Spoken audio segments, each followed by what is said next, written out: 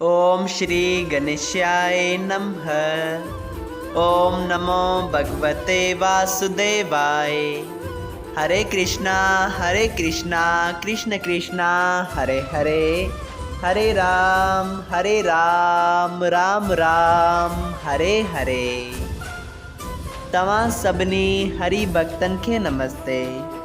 प्यारा भक्तों, ही कथा पाण गुरु कृपा सां हासिल करे रहिया आहियूं।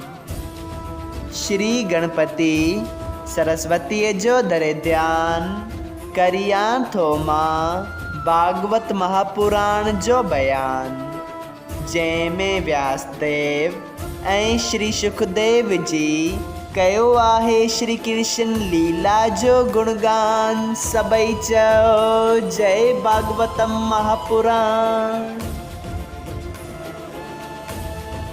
प्यारा भक्तों, कल कथा में पाण श्रीमद् भागवत महापुराण साहिब जे 10 स्कंद जे 5 अध्याय जे 5 भाग में ॾिठो त जॾहिं राजा जरासंध जंगल में तप करण वास्ते वञे थो, तॾहिं नारद मुनि उते रस्ते में गॾिजेसि थो, जंहिंखे हू पंहिंजो सॼो हाल ॿुधाए छॾियो। जरासंध जो हाल ॿुधी नारद मुनि उन खे चयो त तूं काल यमन, जेको मिलीछन जो राजा आहे ऐं वॾो प्रतापी ऐं ताक़तवर आहे, उन खां वञी सहायता घुर। पोइ जरासंध नारद मुनीअ खे अरदास कई ऐं नारद मुनि जरासंध तरफ़ां वञी काल यमन खे नियापो ॾिनो। काल यमन कुझु ई ॾींहंनि में पंहिंजी सेना साण करे अची मथुरा खे घेरे छॾे थो ऐं जरासंध बि पंहिंजी टेवी खोणियुनि जी सेना वरी गॾु करे अची मथुरापुरीअ ते अची हमिलो करे थो। एतिरी में श्याम सुंदर जरासंध ऐं काल यमन ॿिन्ही जी सेनाउनि खे ॾिसी समुंड खां ज़मीन घुरे थो, जंहिं ते विश्वकर्मा खे घुराहे हिकु सुंदर पुरी वसाहे थो।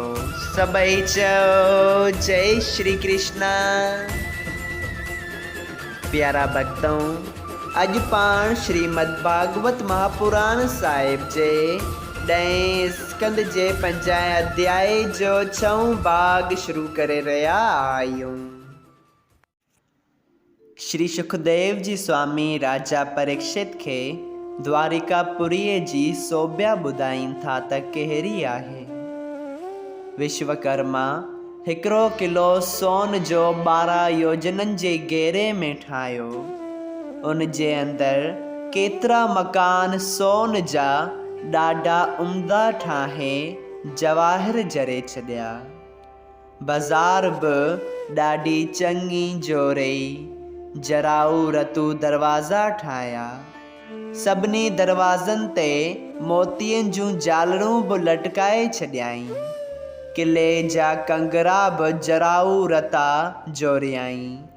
16,108 महिलात बि तमामु उम्दा श्री कृष्ण भॻवान जी पटराणियुनि वास्ते ठाहे उन्हनि में अहिड़ा बेबहा रतन जरिया जिन जी चमक 1000 सूरजनि खां बि वधीक ॾेखारे ॾिए थी।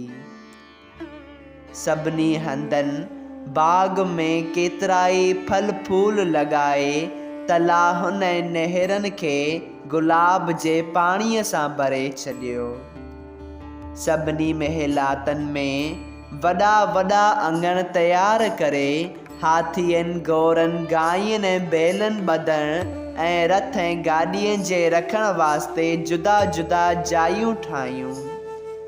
सभिनी मंदरनि जे दरवाज़नि ते नौबत खाना ऐं दरबारनि जे रहण वास्ते जुदा जुदा जायूं ठाहियूं। किले जी चौधारी चङियूं चङियूं वरंदड़ गुलकारियूं लॻायूं ऐं जेके सामान गृहस्थीअ जो थींदो आहे सो सभु घरनि में रखी चइनि ही कुंडनि ते 4 वर्णनि जे रहण वास्ते जुदा जुदा महिलात ठाहिया।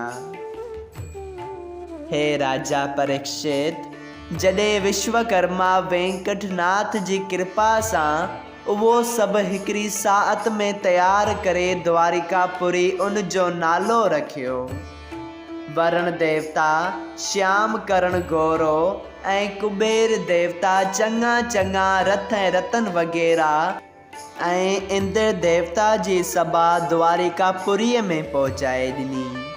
अहिड़ी तरह ॿियनि बि केतिरनि देवताउनि तमामु चङियूं चङियूं शयूं पंहिंजी तरफ़ां भेंट स्वरूप उते आणे रखियूं। विश्वकर्मा द्वारिकापुरी ठाही, जिते वञण सां काम क्रोध लोभ मोह असरु नथो करे, अची श्री कृष्ण भॻवान खे ॿुधायो। कृष्ण भॻवान जोग माया खे उन साथ घुराए चयो, हे जोग माया, तूं हींअर सभिनी मथुरा वासियुनि खे गायनि ऐं गोरनि वग़ैरह सभिनी सामाननि समेत रातो रात मथुरा मां वठी द्वारिका में पहुचाए ॾे। पर को बि आदमी हितां उते पहुचण जो भेद न ॼाणे। प्यारा भक्तों, जोग माया श्री कृष्ण भगवान जी आज्ञा सां उन ही साथ राजा उग्रसेन ऐं वासुदेव वग़ैरह सभिनी मथुरा वासियुनि खे जे निंड में गाफ़िल सुम्हिया पिया हुआ, उन्हनि खे उतां खणी द्वारिकापुरीअ में पहुचायो। जॾहिं सभई मथुरा वासी समंदर जो आवाज़ ॿुधी निंड मां झिरकी उथी पिया, तॾहिं अजब में पइजी पाण में चवण लॻा त हिते समंदर किथां आयो। उन्हनि चङी तरह वीचार कयो, तॾहिं सम्झाऊं त ही ॿियो शहर हरीअ जी इच्छा सां समंदर में नओं ठहियो आहे। उन्हनि मथुरा जी जायुनि खां बि पाण खे चङियुनि जायुनि में ॾिठो ऐं सॼो ई सामान घर में मिलियनि। तॾहिं सभई स्त्रियूं ऐं पुरुष ख़ुशि थी श्री कृष्ण भगवान जी तारीफ़ करण लॻा ऐं ख़ुशीअ सां रहण लॻा। सभई चयो, जय श्री कृष्णा। इत श्रीमद् भागवत महापुराण साहिब जे 10 स्कंद जो अध्याय 50 संपूर्ण थियो। अगरि तव्हां सभिनी हरि भक्तनि खे हिन कथा मां लाभ हासिल थियो हुजे त कृपया हिन कथा खे ॿियनि हरि भक्तनि सां शेयर कजो त उन्हनि जो बि भलो थिए ऐं तव्हांजो बि भलो थिए। सभई चयो, जय सिया राम। राधे राधे।